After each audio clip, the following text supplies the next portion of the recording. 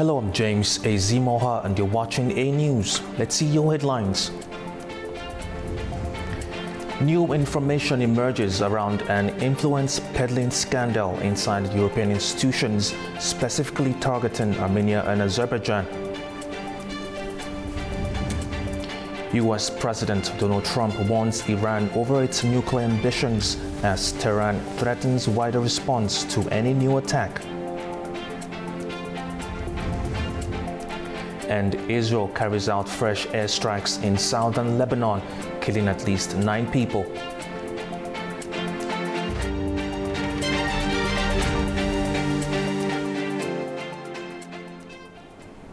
We'll begin with a story we've been following closely here on A News. Fresh footage is adding a new dimension to the case of the former prosecutor of the International Criminal Court, Luis Moreno Ocampo. It involves efforts to influence and lobby EU institutions regarding Azerbaijan and Armenia. Here's our story. Azerbaijani outlet Minval Politica has released additional video material. It says further details the alleged networks behind the Ocampo case, presenting it as an expansion of earlier claims of a coordinated pressure campaign involving lobbying networks, political actors, and external funding. According to the publication, the footage includes remarks attributed to former International Criminal Court prosecutor Luis Moreno Ocampo, referring to funding linked to Armenian and Russian-Armenian sources, as well as discussions around campaign coordination and legal actions. The material suggests the existence of financial backing for what is described as a broader advocacy effort, including references to social media campaigns, international legal proceedings, and work initially carried out pro bono. Dominic. Yeah. I can give you the name. I never remember the last names. I'm sorry. But this is somebody who you hired. Devesa. I got some money From Armenians. Yeah. So, Armenians. Friends in the US. No. Money from Armenia from Russia.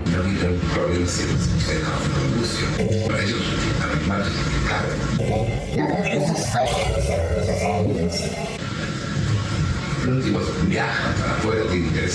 Los lados algunos, no todos, pero te diría que eso es confidencial. Maybe at the beginning I did pro bono. The first report was pro bono.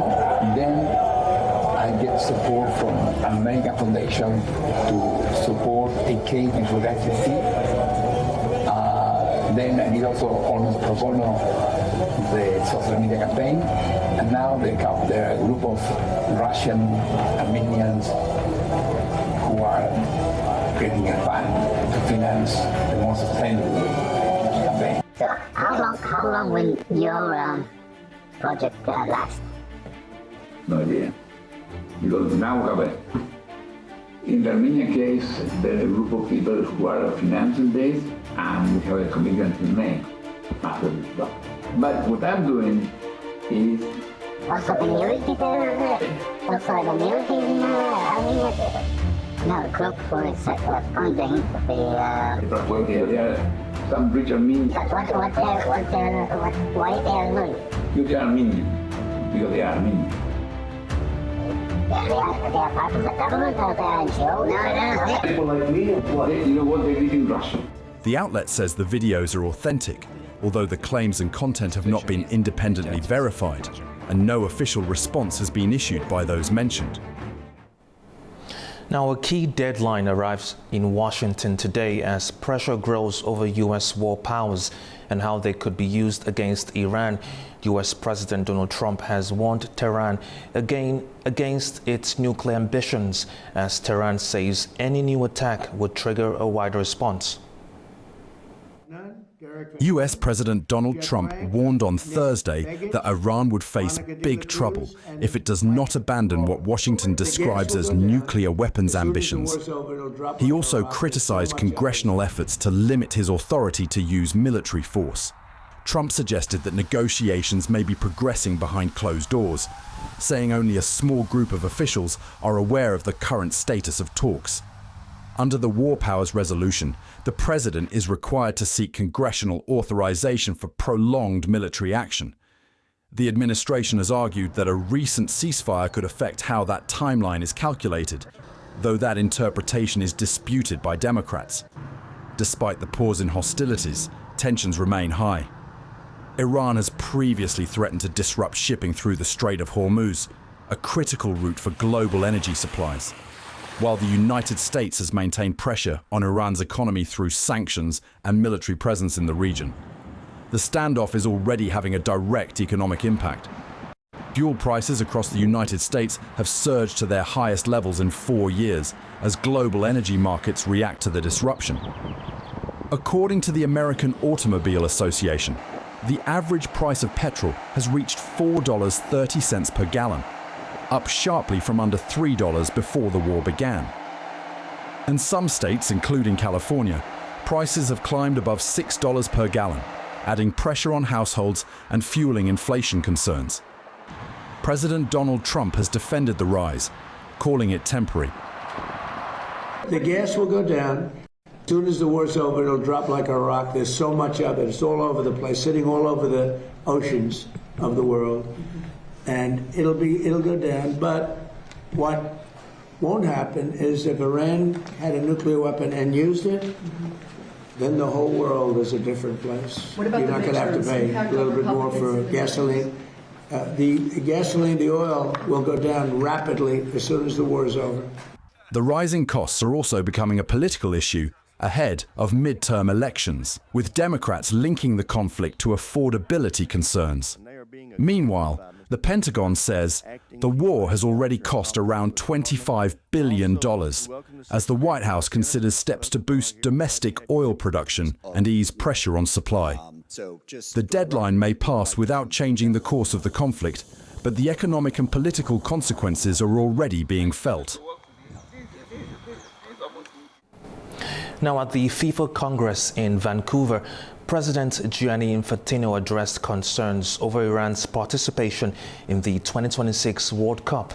He confirmed Iran will take part and play matches in the United States, even though its delegation has been absent from the Congress due to issues with entering Canada. And let me start by the outset, or at the outset, I should say, confirming straight away for those who maybe want to say something else or want to write something else, that, of course, Iran will be participating at the FIFA World Cup 2026.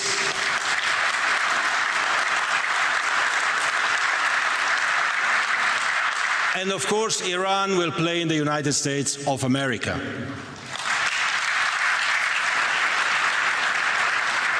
And the reason for that is very simple, dear friends, is because we have to unite. We have to bring people together. It is my responsibility, it is our responsibility. Football unites the world, FIFA unites the world, you unite the world, we unite the world.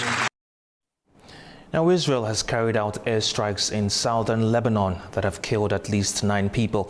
This comes as fighting between Israel and the Iran-backed Hezbollah group continues, despite a U.S.-brokered ceasefire.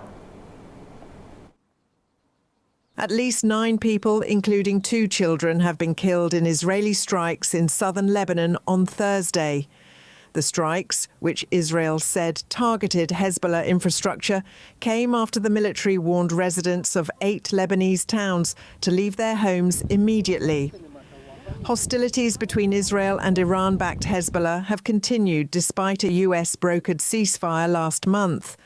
Hezbollah said it also carried out attacks on Israeli forces in the south, including a drone strike targeting soldiers in the Bint Jbeil district. The fighting has led to the deaths of thousands of people in Lebanon, including more than 100 medics and 170 children. Relatives and friends gathered in the southern Lebanese city of Tyre to bid farewell to 3 rescuers killed after 2 Israeli strikes hit a building. Rescuers say they will continue their work despite the risks. If we were scared, we wouldn't have volunteered in this institution. We have the honor of helping people. Our volunteers help people. We're not afraid. I've been injured several times and didn't get scared. I'm still carrying on as normal. Our destiny will remain the same. Here they are, and we are walking with them. This is a path that won't stop. Lebanese Prime Minister Nawaf Salam condemned the strikes as a new and blatant war crime committed by Israel. The United Nations Human Rights Office said earlier that Israeli airstrikes on civilians, including healthcare workers in Lebanon, may amount to war crimes. Lebanese officials say more than 2,500 people have been killed in Israeli strikes across Lebanon since March, when Hezbollah fired on Israeli positions, triggering a widespread Israeli air and ground campaign. Aluminium producers in Europe are facing higher costs and supply risks as the conflict around the Strait of Hormuz threatens raw materials shipments. At this smelter in Austria, aluminium is melted, processed and shaped. It will be used across industries ranging from transport to construction. The raw material comes from the Gulf region, but the ongoing conflict over the Strait of Hormuz is threatening shipments to Europe. Rising energy costs to produce aluminium are also putting a squeeze on European manufacturers. As a result, the cost of semi-finished aluminium in Europe has doubled since the conflict began.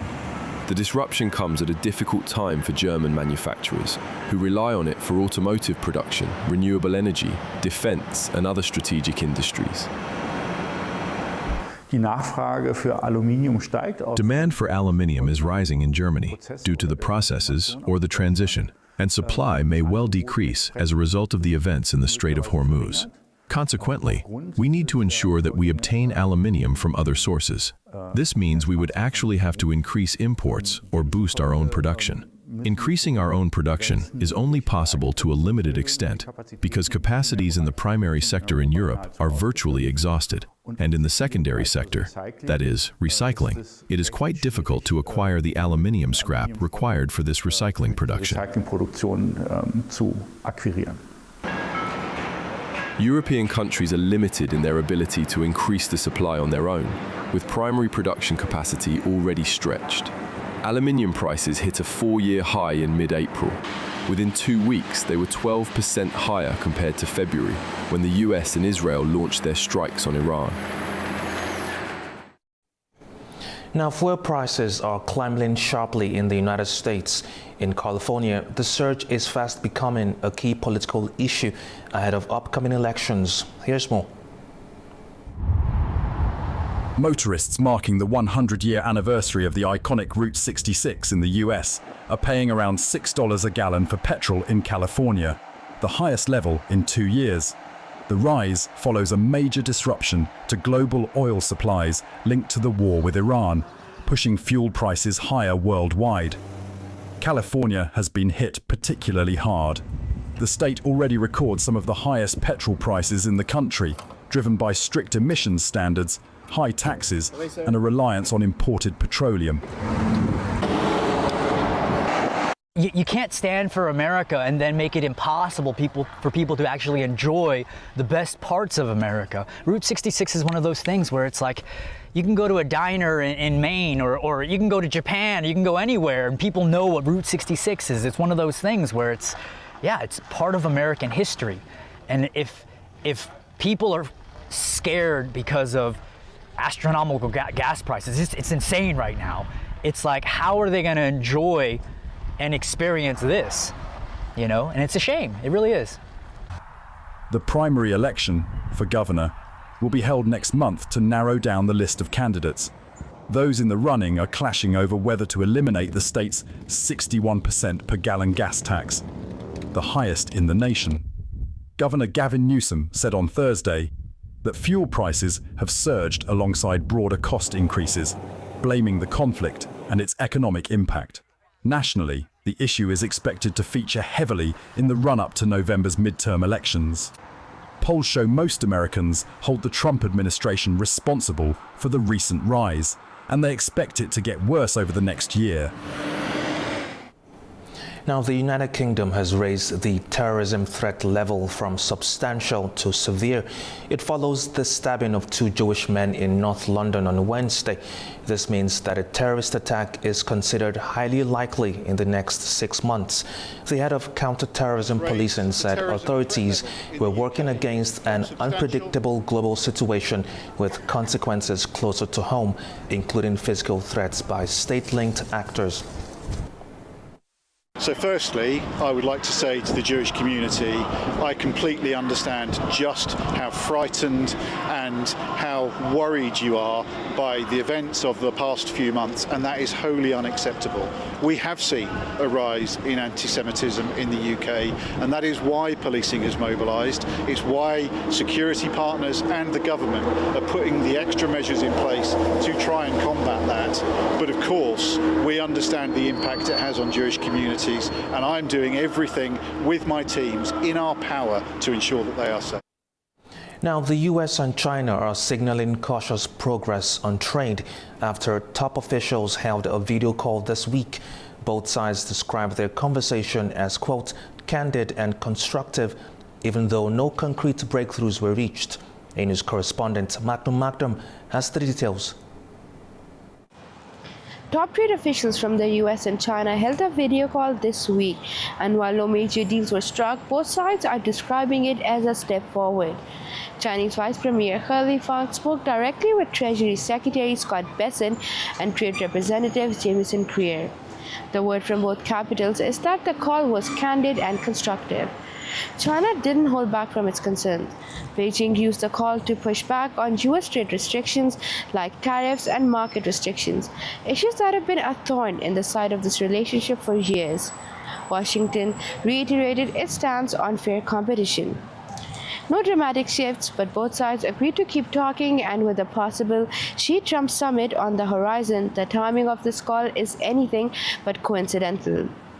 While the call did not produce any concrete breakthroughs, both sides reaffirmed the importance of keeping communication channels open and continuing structured dialogue.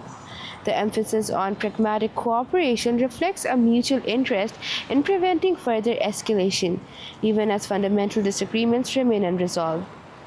Overall, the exchange highlights a careful effort to manage competition between the two economies and maintain a baseline stability in the relationship. Manu Maktoum, A News, Beijing.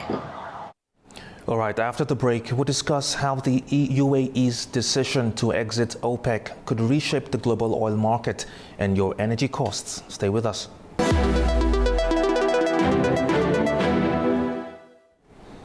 All right, welcome back to A News.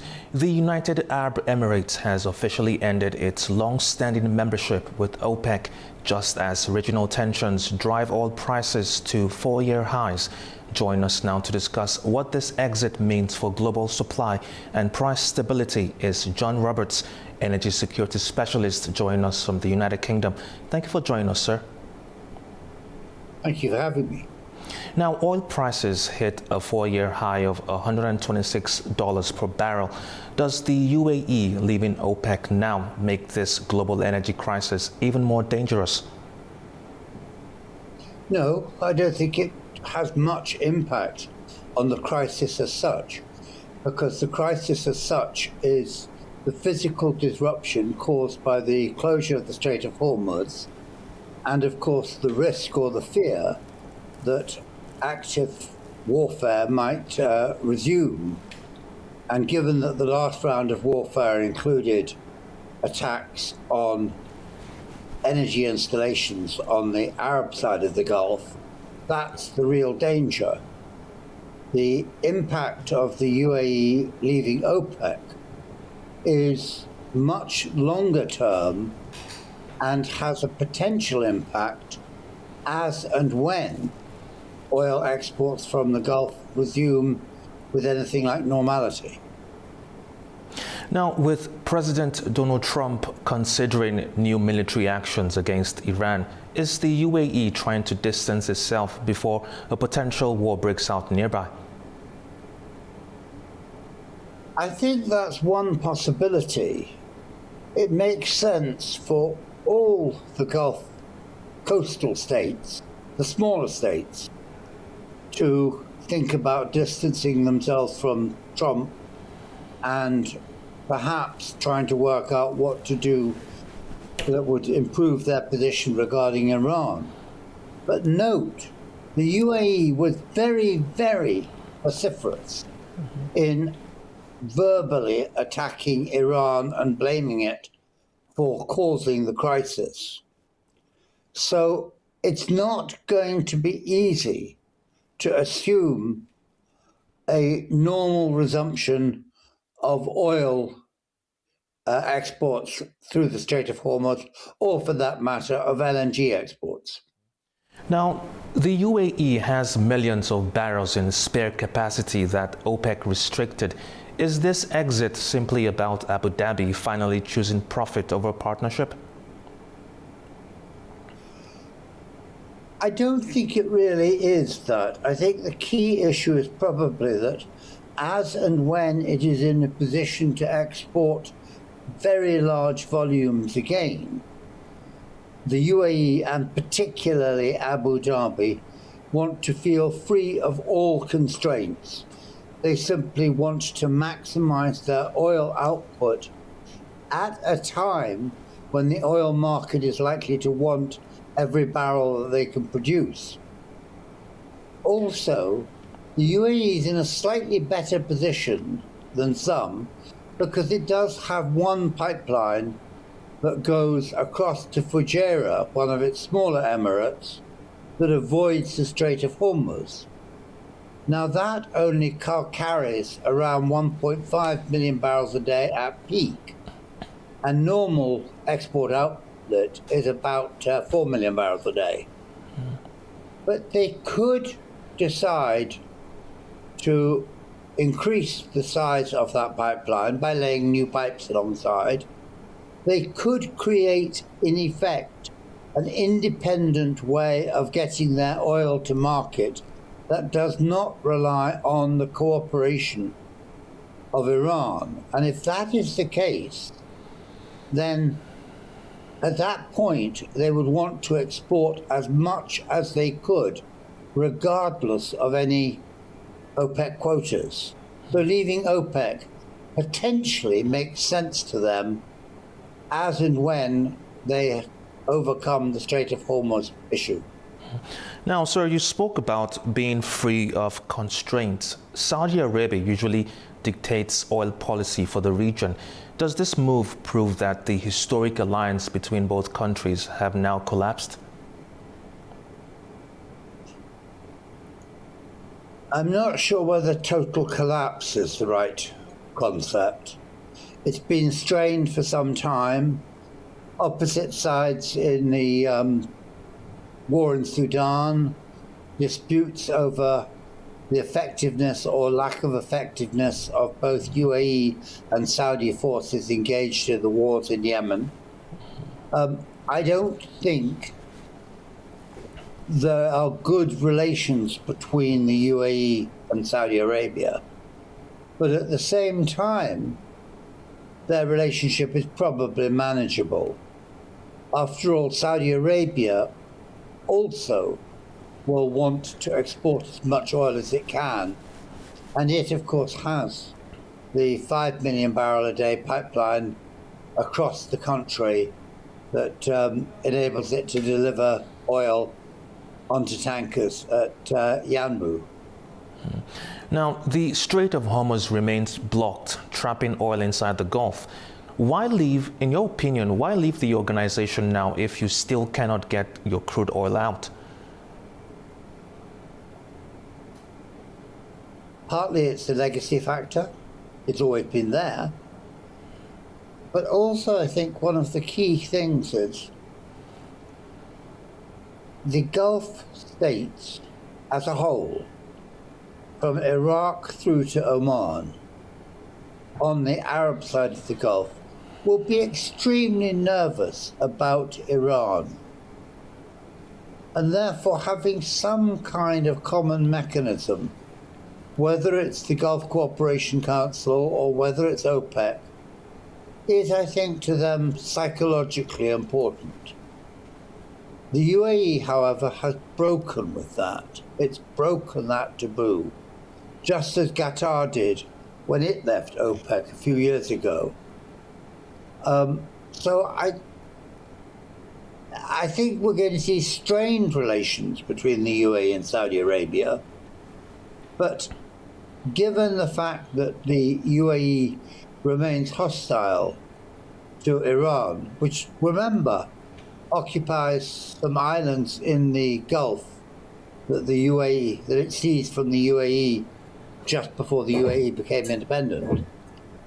That means there's no love between the UAE and Iran, and there's certainly no love between Saudi Arabia and Iran. So at least you have those two countries having much the same attitude to a common enemy. And that means, I think, there won't be a total break between them. Now, that was John Roberts joining us from the United Kingdom. Thank you for joining us, sir. A pleasure. Thank you. All right, after the break, we'll take a closer look at the top stories shaping the region. Stay with us.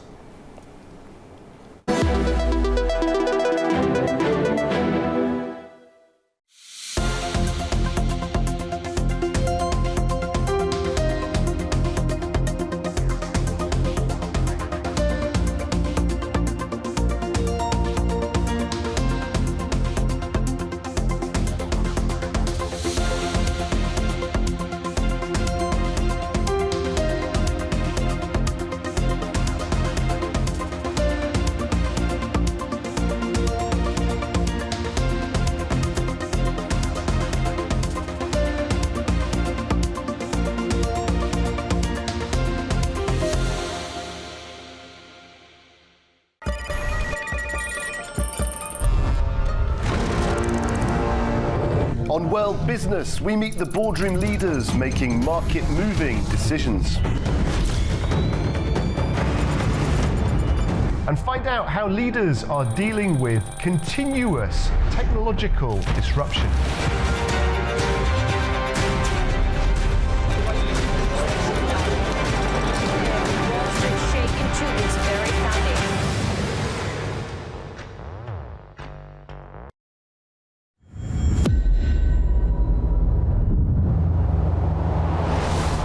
The global defense industry plays a vital role in ensuring national security. In Turkey, companies in this sector strengthen domestic production and enhance military independence. ISA-based radar, Murat radar. This is fully digital radar. This is new for world. Aselsan today, Turkish technology leader and global technology provider.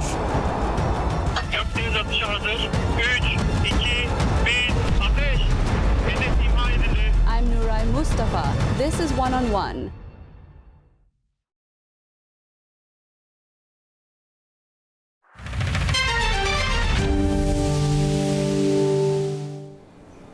Welcome back to 8 News. A large international delegation is touring Qarabakh and eastern Zangezur to assess reconstruction efforts. Leila Rahimli has more. Today, on May 1st, a significant 2-day diplomatic mission is underway here in Karabakh and eastern Zangezur. As you can see on your screens, a large delegation on over 150 ambassadors, diplomats and military attachés representing 62 countries and international organizations is currently touring the region, accompanied by the assistant to the President of Azerbaijan, Hikmet Aliyev. The primary goal of this visit is to provide them with a first-hand look at the large-scale reconstruction and development projects transforming these territories. The itinerary began with a deeply symbolic visit to Khojaly, where the delegates paid their respect at the memorial complex. Following, this group traveled to Khankendi to explore the newly established Victory Park, which stands as a symbol of the region's revival. As a key focal point of today's tour was Karabakh University. University. The guests were briefed on upcoming educational and socio-economic projects, toured the campus and visited the new medical clinic. This visit will continue tomorrow as the delegation heads toward the Shusha and Lachin districts to observe further progress. We will continue to follow the tour closely and bring you the updates as they happen. That's all for now. This is Leila Rahimli with Khalid Aliyev for A News. Now, Astana is stepping up cooperation with Tokyo ahead of a major international summit. Kazakhstan's president has announced the start of preparations for the Central Asia-Japan meeting and outlined the latest developments in bilateral ties. Our correspondent Farza Kalimoziner has more. Astana is preparing to host the Central Asia-Japan summit in 2027.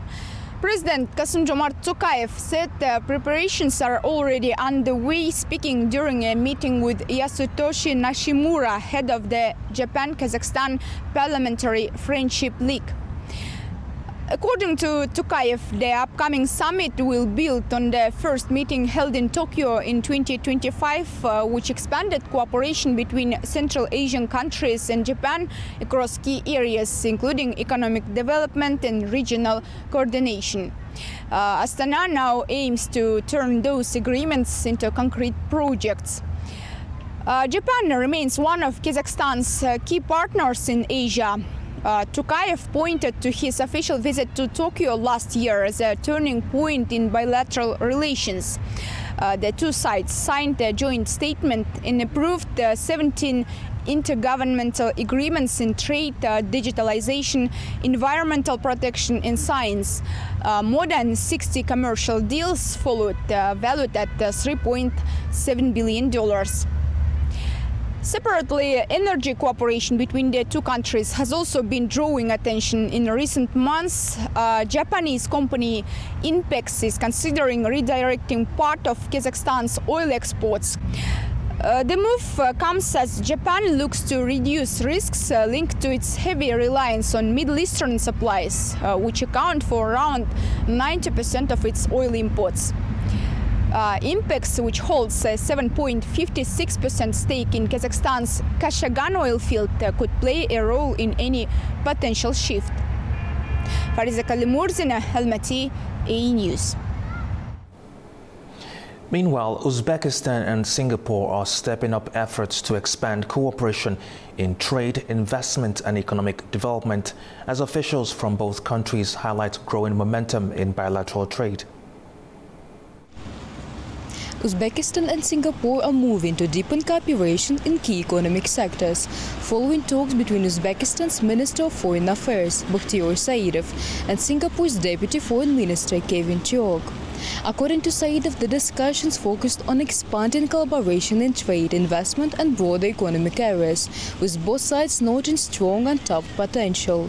He also welcomed the outcomes of a new round of political consultations held between the two countries' foreign ministers. Saidov expressed confidence that the agreements reached would contribute to further strengthening bilateral ties, signaling continued engagement at both diplomatic and economic levels. The partnership has shown steady growth in recent years. Over the past 7 years, trade between Uzbekistan and Singapore has more than doubled, while Singaporean investment in Uzbekistan have approached $1 billion. This upward trend reflects increasing interest from Singapore in Uzbekistan's market, particularly in areas such as finance, infrastructure and innovation. It is Sivil Rajab reporting from Tashkent, Uzbekistan, A News. Now, Baku is hosting an international youth forum focused on the post-colonial era. Young leaders from 17 countries are coming together to share perspective and explore future cooperation. Chimnaz Shakla brings us this report. An international youth forum titled Empowering the Role of the Youth in the Post-Colonial Era is now underway in Baku, bringing together participants from across the globe. The forum gathers young diplomats and representatives of young organizations from both current and former colonies. Delegates from 17 countries are taking part, sharing their experiences while engaging in discussions on some of the most pressing global challenges. The opening ceremony of Forum, organised by Baku Initiative Group, starts with flash mob performances by young participants. Young representatives from different countries write their messages on a large board, sharing their ideas and aspirations. The event continues with speeches and presentations addressing key political and social issues. Participants say the discussions are both timely and necessary, as many regions continue to face the long-term consequences of colonial policies. They also highlight the importance of youth-driven dialogue and international cooperation. We just look forward to acquiring valuable knowledge, skills that will help us to make critical thinking, innovation, bring impactful solutions upon the development of our countries. Especially in the area of technology, education. I'm actually also Guinean, as I said, and I am also French. And as I said during my my speech, I am like the product of this history, see? And I mean, I think that the fact that youth are expressing themselves about a past history is something very interesting for them to maybe manage by themselves what they are expecting from the future and also from the international organizations. Organisers say the forum is part of broader efforts to keep these issues on the international agenda and expand global engagement. Since 2023, we have been supporting those engaged in the legitimate struggle against colonialism. We are also actively working across international platforms to promote human rights. This International Youth Forum, held today in our capital, represents a new segment of the Baku Initiative Group's activities. The forum concludes with the decision to establish a Global South youth platform aimed at strengthening cooperation among young leaders. From heritage to high-value global trade, carpets are redefining their place in the modern world. In Baku, experts and artists are coming together to explore how tradition can evolve through innovation and collaboration. Our correspondent, Nachichek Jangrili, has more. What if I told you that the carpets that we all cherish as cultural artifacts are actually competitive modern products in global markets? Bear with me, because we are in the very place where tradition drives the initiative behind the most up-to-date ideas. A forum about carpets? It turns out there is a strong demand for this highly profitable commercial product. For the second consecutive time, Baku hosted the International Carpet Forum within the framework of the International Carpet Festival. It opened with a comprehensive discussion on the challenges facing the carpet industry. Because what is important during the forum is exchanges of information, update to each other what's going on around the world with the art of carpet weaving, because this tradition lives in many countries. And this year the theme of the forum is about the business and art, because cultural heritage is one thing, but making art of carpet weaving in 21st century is an important thing. The forum brought together leading experts, industry representatives and key figures from the cultural sector from around the world to foster a forward-looking dialogue on the future of carpet weaving. We heard many innovative ideas and unique points of view. I'm working a very rare technique of Nuna silk. It's a mix of wool and silk. And I'm artist working worldwide, so I'm doing wall hangings and textile painting. Mainly. I am participating here with samples of sculptures I created from ceramics. In this work, I mainly focus on decorative applied art that is presenting Azerbaijani carpets in a new form and style. There are 4 pieces here, and they differ in its ornaments. I've seen previous festivals, and it's just incredible that how this culture of carpets is embedded in the normal life of cultural in Azerbaijan and the region. And having here a small taste of what we have in Mexico is an example of how this culture developed. As the industry develops, senior researchers are constantly seeking new partnerships and ways to bring traditional methods into global markets. Officials from Morocco and Italy are especially looking forward to these connections. We are discussing at this level, and there is definitely a lot of things that we can share and do together in different fields for promoting this handicrafts, supporting, helping artisans, and trying to do common bridge between the two sectors. The art textiles is not from Italy or from Azerbaijan. It's something mixed. The nations mixed every cultures, and something from Europe, I'm sure, arrived here in Caucasus, in Azerbaijan, everywhere, and something from Orient came to Europe. Italy. You know, as always, in every field of art, we are very interested since 1,000 years. Baku's historical part, İçeri Şehir, takes over from the Forum and is fully prepared to host a colorful festival over the next 2 days. We have different pavilions, and the whole city, the whole inner city, actually covered into the carpet. Our team is entirely ready, and next 2 days will be the real holiday, the carpet holiday, in all around the whole city of Baku. This marks Baku's third time hosting the International Carpet Festival, making it the only city in the world with its own annual event of this kind. Azerbaijan has decided to suspend its parliamentary cooperation with the European Parliament, according to a resolution adopted by the Milli Majlis at the plenary session on Friday.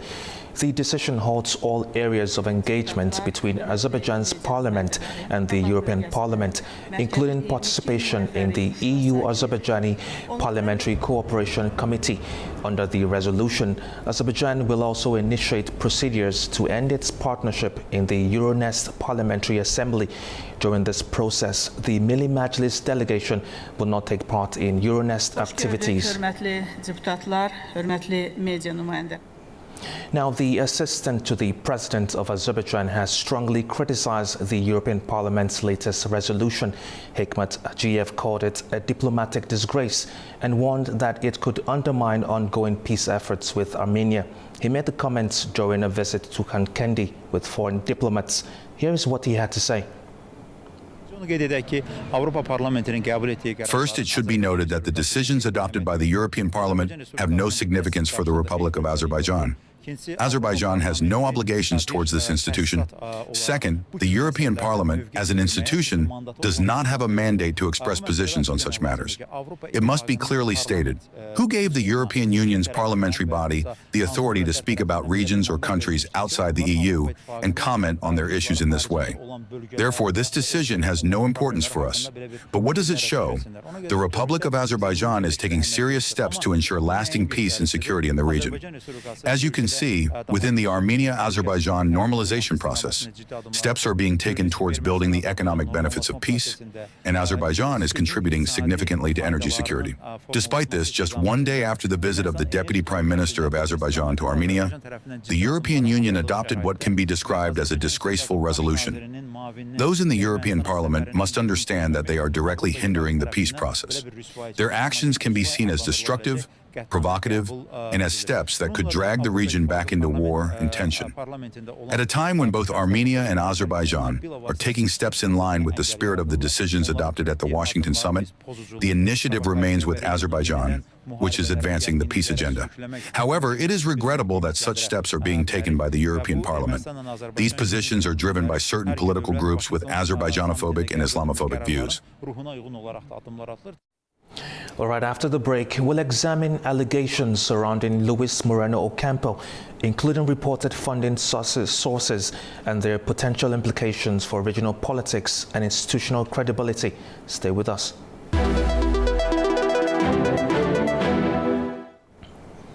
Welcome back to A News. Newfound material reported by Minval Politica cites statements attributed to Luis Moreno Ocampo indicating that his activities related to Azerbaijan were supported at least in part by funding from Armenian diaspora networks, including individuals based in Russia.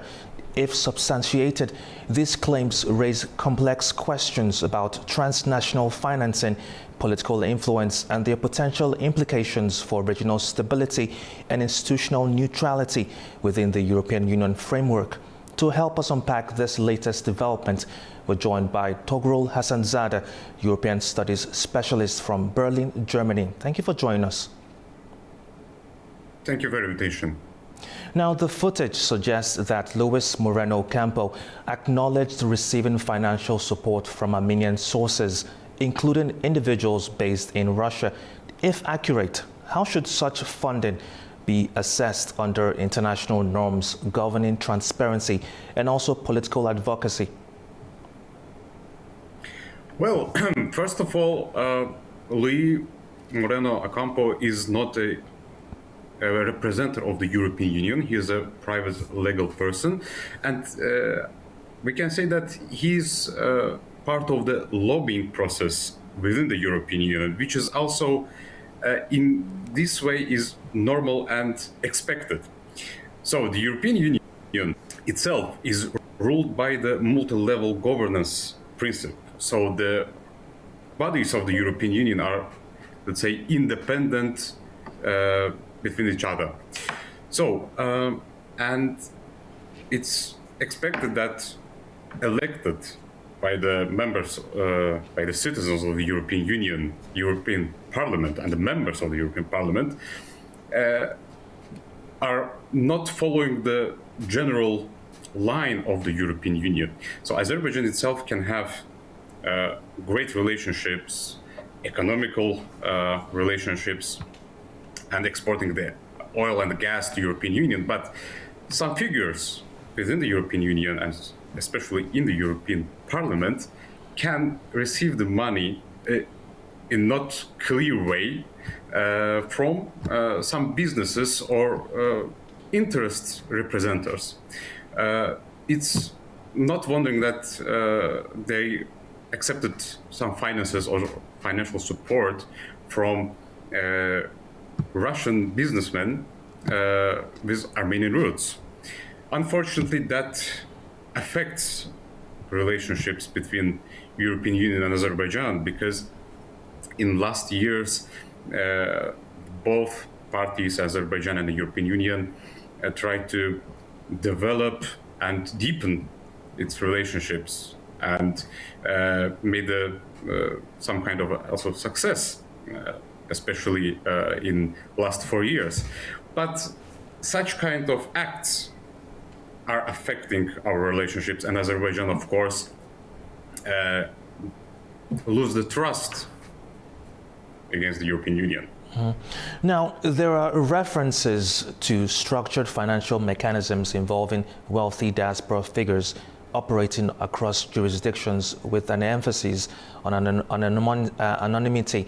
From a legal perspective, what risks arise when political advocacy is financed through such channels? Well, it's a long list, especially in such a difficult region as the South Caucasus, in a very important period. Some acts to distract and destroy this normalization process between Azerbaijan and Armenia through the financing personalities which are interested to continue the conflict between Azerbaijan and Armenia. The final result sometimes can be even the war.